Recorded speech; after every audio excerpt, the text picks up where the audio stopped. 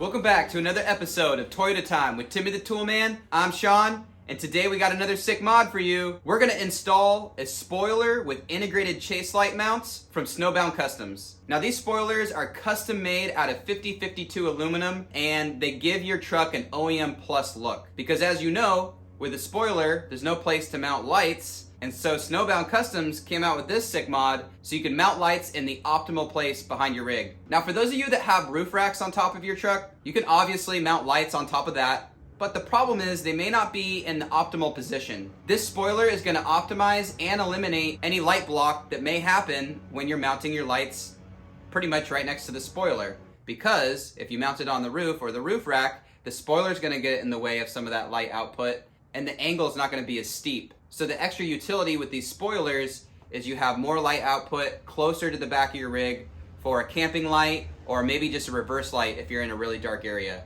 Now for the most part, this is going to be super plug and play. As far as the spoiler install is concerned, you're just going to remove it with the 4 fasteners and attach this one in its place. And for the wiring of the lights, you're going to have to run some wires through your cabin into the engine bay, and we'll show you how that's done in this video. So with all that said, we're going to get started. We're going to introduce and show you the products here and discuss some options you have for the lights that you're going to integrate into the spoiler itself. So let's jump over to the bench and let's take a closer look. So here's a closer look at the 2 spoiler options that are offered. We have a raw aluminum option and we have a powder coated option. You also have choices when it comes to lights. These spoilers were originally designed around the Baja Designs S2 Sport flush mount pods, but there's also a more affordable light option that you can get off Amazon, which we'll link to.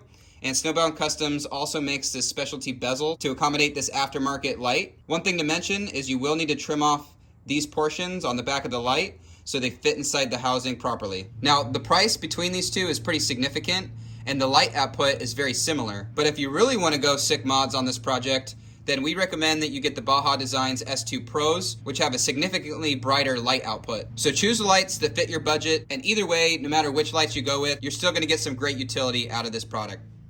So now it's time to take off the OEM spoiler. You can see mine is far from OEM. I actually had it bed lined, so that's a pretty sick mod. But it's about to be undone because we're gonna install the cooler Snowbound Customs spoiler with the provisions for the light pods. And one thing I wanna mention is that the spoiler on my 2002 has these Torx 25 screws. But I've seen other 3rd gens that actually have a JIS or what looks like a Phillips head. So depending on the fasteners that are holding on your spoiler, you'll just get the right tool for the job and take out these 4 screws that are holding it to the actual mount. Now, not everybody is gonna have a factory spoiler installed. So if you wanna install one to do this mod, we'll have instructions straight from Toyota in the video description, so you can reference those instructions and get the right parts to install the brackets that actually mount this spoiler. And if you're looking for these mounts because they didn't come on your rig stock, then hit us up. I'll put my email in the video description and you can email me. I visit the auto salvage yards pretty frequently, so I could keep an eye out for you if you need some of these. So we're gonna remove these Torx 25 screws next to remove the spoiler. You'll notice these screws have this little countersunk plastic washer type of thing with it, so that's something to note. And the last one here, kind of hold the spoiler so it doesn't fall on us. All right, there it is, off the rig. The next step in this installation is to install your lights in the openings on the spoiler. If you end up going the route of the Amazon lights, then you'll want to get this specialty bezel from Snowbound Customs. They're going to offer this in anodized black. And if you get the raw aluminum spoiler to save a little bit of money, they do recommend that you put some paint on this thing so it doesn't tarnish. Now, aluminum isn't necessarily going to rust, but if you want to keep it looking nice and last longer, you should throw a coat of paint or clear coat on there. When it comes to these little screws that mount the spoiler to the top of the hatch, you don't have to use these plastic parts that are part of the stock setup. You can just use the screws themselves. And because these holes are countersunk, they actually fit super flush. Now with this installation, we're gonna install these Baja S2 Sports. And with these, there's no special plate you need because these spoilers were built around this specific light. The hardware to mount this light is gonna come in the packaging, but technically there is no hardware with this light, so Snowbound Customs is gonna give you the appropriate fasteners to make this work. With that said, we're gonna use the fasteners that come in the bag with the Baja Designs S2 Sport Lights. And these spoilers have pressed-in nuts that match the same thread as this Baja Designs hardware. So this is gonna mount directly in those spots. You'll wanna feed the light through and you'll see it just fits perfectly. And then we'll insert the hardware. So we'll get these 4 screws inserted and we'll get our 3 30-seconds Allen wrench and get these tight. Make sure you thread them some of the way by hand to avoid cross-threading any threads, and get your Allen and tighten them up. Okay, so the lights are installed on both sides. And the one thing about these Baja Designs flush mount pods is that they have this pretty sizable connector. It's just too big for the area that we're gonna be running the wires.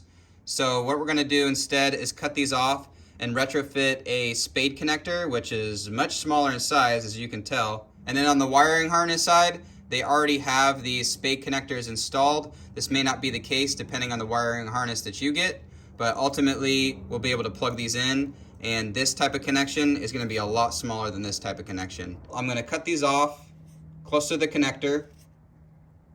I'm gonna peel back some of this sheathing, and I'm gonna strip the wire back to prepare it for the connector.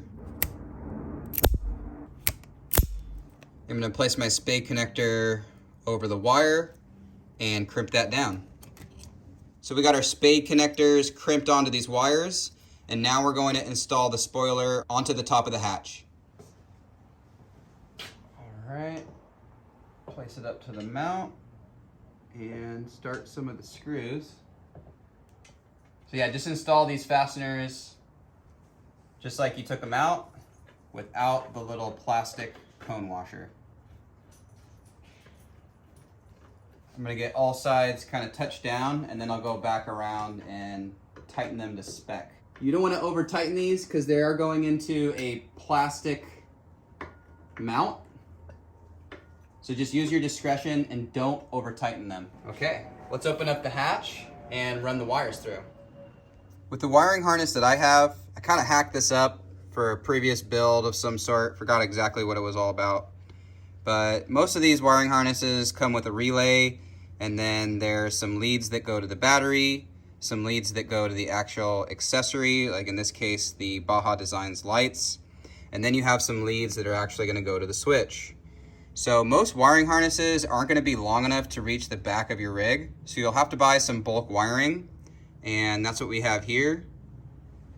And it's running through the rig, and we're gonna route this properly underneath the interior panels, and we'll show you how to do that in just a moment. So here's the end of the wiring harness that we wanted to extend. This side of the harness is going to extend to the lights, and you can see here that they actually connect 2 lights to 1 wire. So we have the left pod and the right pod, and then these connect to a single connection and then come out right here. This is originally connected to this relay, but you can tell I cut it off.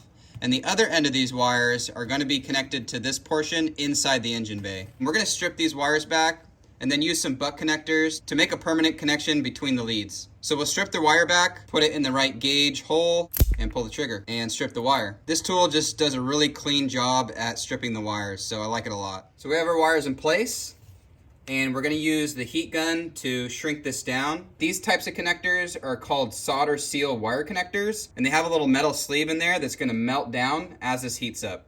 So here we have the wires spliced together, and we're gonna do that with any other wire that we had to splice in order to extend the wiring. Now these are cool, but you can also use just a traditional butt connector where you crimp it together, or you could just solder the wires if you're good with that type of skill. So here's the wiring harness that's coming from the engine bay. We've routed it along the interior panels in here, and we'll show you that in a moment.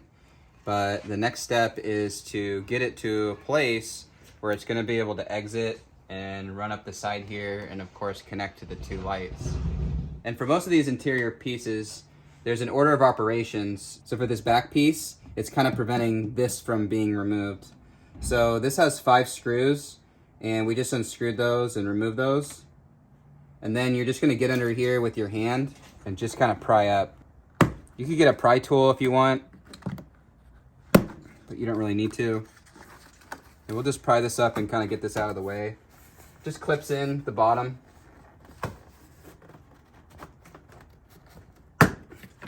And if we take a look closer here, we'll be able to see how the actual clips look and where they actually position. So you have them, I don't know, every 10 inches or so. And then this main one that's kind of clipping onto this side part. So now focusing on this side part, we have to move up here and also remove this screw, which I loosened, but I'll remove it entirely with my JS screwdriver. Okay. It's kind of a thicker one. But anyways, that will allow me to move this piece. And it kind of slides out that way. You can see the little clip right here goes in that direction. Slides out that way.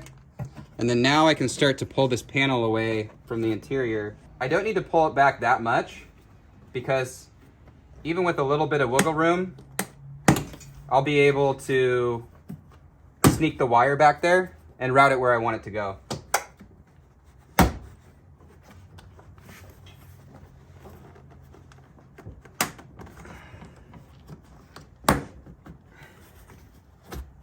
So that should give me enough room to kind of hide the wire and route it behind the panel. And then what I'm gonna do with the wires is I'm gonna come out of this grommet that holds the light to the body. So there's just these two 10mm bolts that hold it in place right here. And then to get it out, you actually kind of pop it that way. So you give it a nice whack. So there is these little clips here and it goes into these pins and that's what kind of secures the light in place. So that's out of the way. Ooh, careful. Then we're gonna get a tool and make room in this grommet for a couple more wires. And then we can actually feed our wires through, and then I'm gonna run it up the side here and connect it to the lights. This is a metal clothes hanger that we poked through the grommet, and I actually ended up having to undo some of my work. So I cut off the heat shrink solder connector that I used to connect this bulk wire that's running through the body to the end of the harness that's actually going to connect to the lights. And I just found that it was going to be too much material to fit through this grommet. But we have a metal clothes hanger here that we taped up with the wires now that we cut them. And this should be enough to slip through this area to where it's not going to open up the hole too much because we don't want to destroy it, but we do need to get this through. So we're just going to pull this wire through and pull out the grommet. And we'll just keep pulling until we can fit it through the grommet all the way. Could be a little hard. I'm gonna take this tape off the grommet. We'll retape it when we're done. All right, so we finally got it through the grommet. It actually fell off the clothes hanger and I had to reattach it and then pull it through again, but you guys don't need to see that. Bottom line is we got it through the grommet. Now it's time to finally mate up the other side of the harness so that we can plug these spade connectors into the light. And it's important that you don't put your shrink connectors or your butt connectors on before you push it through the grommet, because you're gonna have the most success when there's less material here. And the bare wires themselves are gonna fit through this grommet a lot easier than if there was some extra thickness with a butt connector or a heat shrink connector like I'm using. So we're gonna splice these wires together now that it's through the grommet, and then we'll make the connections to the lights with these spade connectors. We'll show you where the wire is routing through the body and through the interior panels, and then we'll show you what's going on in the engine bay to actually power these lights. So we got the wires connected and just routed loosely. We actually have some adhesive wire ties that we're going to secure this with, but the wire comes down here, it goes into the light grommet, and there's a little bit of a cutout here, so we routed it over to the left. And then this is gonna come into the interior, and we're just gonna essentially push it behind the panel and route it along the interior until we get to the engine bay. So we're just gonna push this in here, kind of work it along the side and get it behind the interior plastic. Some of it's easier to push in than other places, so you're just gonna have to work it until you get it where you want it. This tool seemed to work pretty good. It's basically used to remove clips, like on the inside here, like some of these clips, you can just like pop them out. But I got the wires in between here and I was able to kind of scooch it in between the panel and the carpet. So then as you can see, the wire is gonna come down here. We're going to route it where the interior plastic would go, and we're going to continue to the driver's side.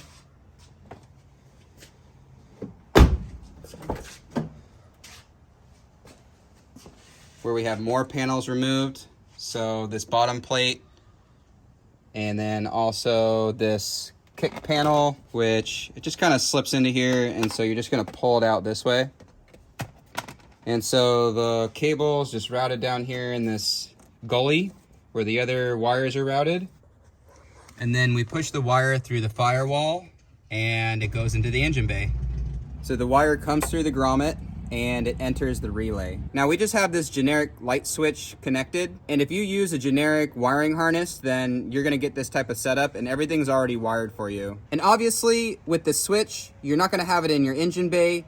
You would make these wires as long as they need to be so they could run inside the cabin through the firewall, and you could mount this switch wherever you have an open slot. So we're gonna flip the switch, and on this one it actually lights up, and let's go see the lights in the back. All right, and we got light.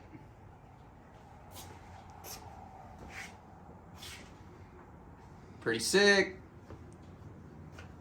Looking good. So here's what the final installation looks like up top here. Got the wire secured with these little zip tie holders. And then it runs down. I got some more of those holders just to keep it in place.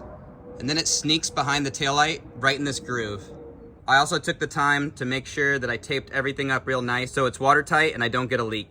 If you buy a harness online, you'll just need to extend the wires so they reach to the back. If you make your own, you can follow this diagram loosely so you get an idea of what's involved. But you might as well just buy the plug and play harness because it makes this job a lot quicker. All right, we're all done installing this sick mod, this spoiler for the 3rd generation Toyota 4Runner that has integrated chase light mounts. And I gotta say, Snowbound Customs did it again with another sick mod. And if you haven't heard about Snowbound Customs, definitely head on over to their website because they make a variety of other sick mods, including a quad projector headlight. They also have a window washer reservoir relocation kit, which we also have a video on. So you can click on the link above to see that install video, and a variety of other goodies. So head on over to their website and see if they have some sick mods for your rig. With all that said, this is gonna be a very useful and utilitarian mod where not only am I gonna have chase lights, but I'm also gonna have some visibility maybe when I'm backing up or maybe when I'm just camping and I wanna have some extra light. The install is super straightforward as you saw, but if you have any questions or comments, do that below. Thanks for watching, thanks for wrenching, and thanks for subscribing. If you haven't subscribed yet, shame on you. No, just kidding. But seriously, subscribe, hit that like button, and hit that notification bell in case you want to be notified when we put up new content. Because that's the name of the game. We're here to create content for you, the viewer out there in YouTube land. And of course, we'll be back with more sick mods. So take care, bye-bye, and we'll see you in the next one.